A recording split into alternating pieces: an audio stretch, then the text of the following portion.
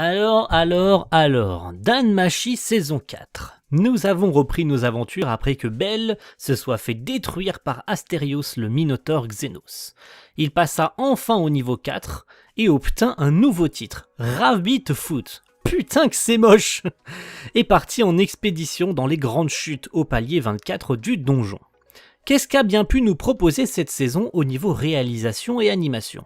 Eh bien dans la forme, ce fut à peu près clean, si on nommait 2-3 épisodes sous-traités, mais tout était vraiment très clean, encore une fois. La présence de l'animateur vedette de JC Staff, Kenichiro Aoki, pas très surpris pour le coup, dès le début de la saison, et plus généralement, c'était une production qui s'annonçait relativement clean de la part des différents teasers. Tout était très beau en tout cas. Et on en retire quoi finalement ? Ce début de saison n'a pas été décevant, mais n'a pas été extra non plus, et je vais vous donner mon point de vue. On sent que cette partie n'était qu'un pilote pour ce qui arrive après, avec des événements beaucoup plus dramatiques. L'histoire ne prend pas le temps de se poser pour expliquer l'évolution de Bell au niveau 4, ni ses nombreux power-up, et surtout, chaque événement de cette première partie était super prévisible. Il n'y avait vraiment pas de surprise sur certains passages de la série où on voyait le scénario arriver à des kilomètres. Tout va droit au but jusqu'à un peu se poser durant l'épisode 6 et 7 après la fin de la première intrigue pour enclencher ensuite une nouvelle intrigue. Et pourtant j'ai eu cette impression qu'il manquait beaucoup de dialogue, de contenu, malgré un personnage de Cassandre qui vient apporter sa petite pierre à l'édifice sur ses visions et ça vient apporter un peu de piment à ce qui va arriver sur est-ce que ces événements vont vraiment arriver ou pas. Un point apprécié, c'est bien les décors, des grandes chutes, absolument magnifiques. Et soit dit en passant malheureusement, le plus gros problème de cette saison. Le choix de JC Staff s'est porté sur une eau en 3D avec un très mauvais compositing qui laisse entrevoir un certain nombre de fois que cette dernière vient à traverser les décors. Et quand ta saison regorge de ce genre de plantes ou du long, et c'est pas le cas de le dire, eh ben c'est pas très agréable à l'œil et tu ne vois finalement plus que ça. À chaque fois que tu vois de l'eau, tu vois le mauvais compositing.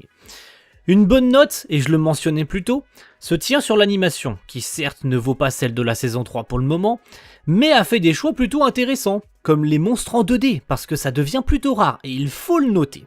Sauf pour celui qui apparaît à la fin de l'épisode 11, qui est bien en full CGI. Mais bon, passons outre. Les mises en scène étaient plutôt intéressantes sur les scènes d'action, bien que malheureusement un poil timide quand même. Je ne sais pas si c'était un manque de temps ou bien parce que le réalisateur ou les animateurs, grosso modo, sur la série avaient peu d'ambition sur certains épisodes. Un autre mauvais point, et franchement ça c'est vraiment décevant de le mettre en point négatif, c'est la présence d'un grand monsieur qui l'avait annoncé sur la production. On pensait qu'il allait apporter quelque chose d'assez frais sur Danmachi, et il a participé que 2 épisodes. C'est Takashi Hashimoto. Pour ceux qui savaient, il avait annoncé sa présence sur la production, et je suis désolé de le dire, mais il a pour ainsi dire pratiquement rien apporté. Si ce n'est quelques corrections sur des cuts déjà très propres, je pense notamment à celui de Yuki Suzuki, et je ne comprends pas. Et je ne suis même plutôt frustré, d'ailleurs plutôt frustré de l'avoir vu si peu sur cette production alors qu'il disait vouloir travailler plus et qu'il allait même pouvoir travailler plus sur cette saison 3, sur cette saison 4. Je pense qu'on le reverra sur la seconde partie de la saison, mais je maintiens quand même un peu de frustration de l'avoir si peu présent et de l'avoir si peu investi sur cette saison, de l'avoir uniquement eu en tant que directeur d'action et d'effets. Alors qu'il aurait pu faire beaucoup plus, surtout avec son intégration chez JC Staff. Bref, passons. Pour clôturer sur ce que je disais plus haut, les événements de la seconde partie prévus pour janvier 2023 risquent d'être bien plus marquants de par ce qui vient d'arriver à Bell et Ryu, ils ont été quand même envoyés 10 étages plus bas. Une bataille de survie les attend dans les tréfonds du donjon et j'espère qu'elle me fera frissonner. Nous en apprendrons également plus sur le passé de Ryu, très énigmatique depuis qu'elle a parlé de sa familia à Bell dans la saison 1 ou 2, je sais plus exactement. Mentionner sa familia et surtout son traumatisme lié au monstre qui vient d'arriver dans cette saison 4, le Juggernaut. Donc on verra quelques flashbacks concernant sa familia et j'ai très très hâte de voir ça.